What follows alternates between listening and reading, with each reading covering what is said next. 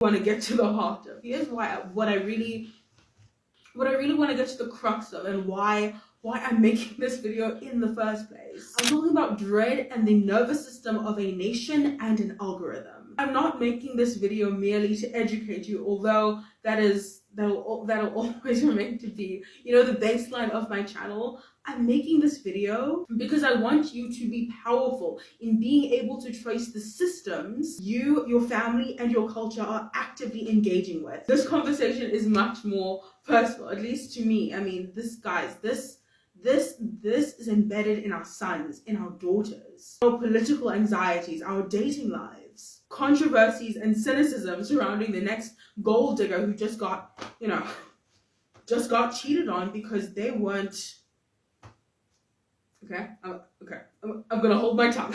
I'm gonna hold my tongue.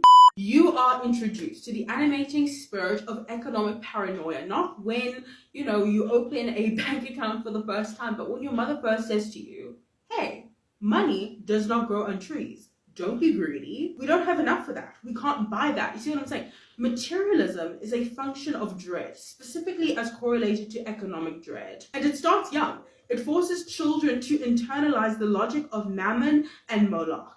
My worth, my value is what I produced. My pain is deserved if it ensures survival. The animating spirit of shame whispers, you are the price of your parents' anxiety. Many people underestimate Moloch. They believe that Moloch simply demanded death, but no. Moloch demanded shame before death. He quite literally seduced nations into believing that if your suffering serves the system, it is moral, it is justified. In fact, you should enjoy the pain of being wrung into an endless cycle with no hope of escape. This is the altar of economic martyrdom, and in modern culture, it looks exactly like this. It looks like burnout culture. It looks like child influencers monetizing their childhoods. It looks like women believing that they must become economically sufficient before they become human. And I'm not saying, again, I don't hear what I'm not saying.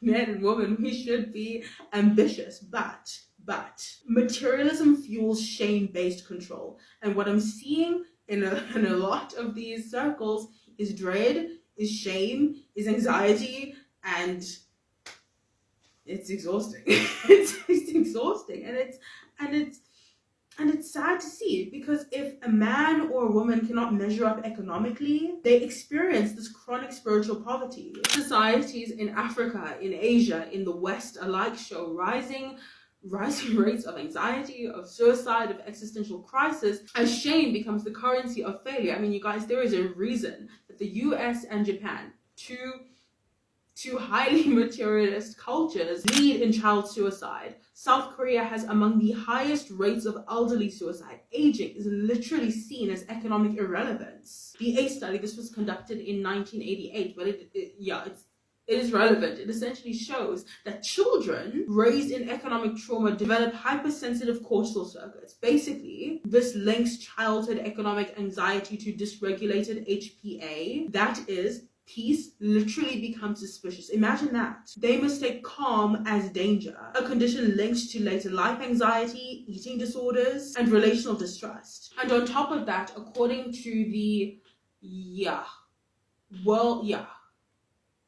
According to the World Bank's 2022 Global Development Report, populations in Latin America and Sub-Saharan Africa with prolonged economic volatility do indeed show suppressed financial risk-taking, entrepreneurial initiative, and high collectivist paranoia. And this is not due to ignorance. This is due to intergenerational dread. This is what I'm trying to beat down. This is what I'm trying to communicate. You guys, dread is not just fear.